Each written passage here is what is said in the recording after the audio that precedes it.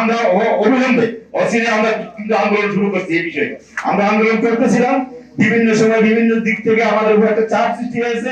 অন্যদের প্রেক্ষিতে আমরা আন্দোলন থামিয়েছিলাম। 5 আগস্ট পট পরিবর্তনের পর বিভিন্ন গণমাধ্যমে যে ফ্যাসিস্টের দোষরা বসে আছে, কি পোস্টগুলোতে বসে আছে, সেই সমস্ত জায়গাতেই মূলত আমরা আন্দোলন করেছি, সংগ্রাম করেছি। আমরা বারবার অনুরোধ করেছি এই জায়গাগুলো পরিষ্কার করার জন্য, কিন্তু এই জায়গা পরিষ্কার হয়নি।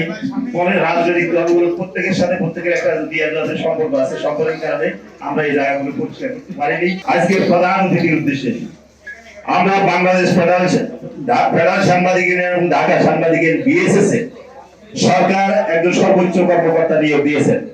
আপনি জাহিদ ভাই সাংবাদিক সমাজের সাথে দীর্ঘদিনের সম্পর্ক এবং সাংবাদিক সমাজকে আপনি নেতৃত্ব দিচ্ছেন।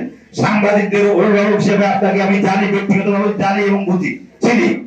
সুতরাং বিএসএস এ যিনি আজকে নেতৃত্ব দিচ্ছেন, যিনি প্রধান কর্তা হিসেবে বসেছেন, আপনি জাহিদ ভাই গত 16 বছর অথবা আপনার জীবনে বলুন আপনি কোন জায়গায় ওই ব্যক্তিকে দেখেছেন, তার ছায়া দেখেছেন, আপনি সেই কথাই বলুন।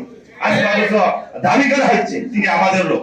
আপনাকে শুধু আরেকটি ইনফরমেশন দিয়ে আজকে, আপনি যেহেতু বিএনপি নীতি নির্ধারক, সেই নীতি নির্ধারক পর্যায়ের আপনি একজন অত্যন্ত বরিষ্ঠ লোক, আপনাকে সেই কারণে কথাটা বলছি।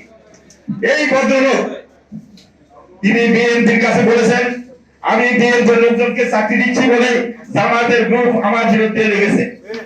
আর জামাতের আব্দুল মোহাম্মদ তাহের সহ এবং বুলবুল ভাইয়ের কাছে সে গিয়ে সে বলেছে যে এখানে বিএনপি লোকের আমাকে চালাচালি করতেছে, আমি জামাতের কয়েকজন লোককে চাকরি দিতে চাইছি, সেই কারণে আমার বিরুদ্ধে তারা উঠে পড়ে লেগেছে।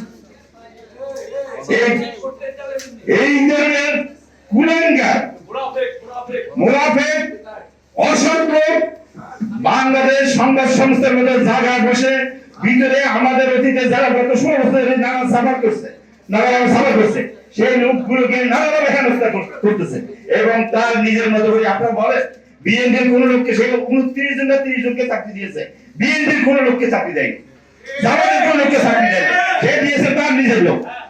সুতরাং আমি আজকে আপনার মাধ্যমে অনুরোধ করব আপনি আমরা অবিলম্বে অচিরে আমরা কিন্তু আন্দোলন শুরু করছি। এই বিষয়ে আমরা আন্দোলন করতেছিলাম, বিভিন্ন সময় বিভিন্ন দিক থেকে আমাদের উপর একটা চাপ সৃষ্টি হয়েছে।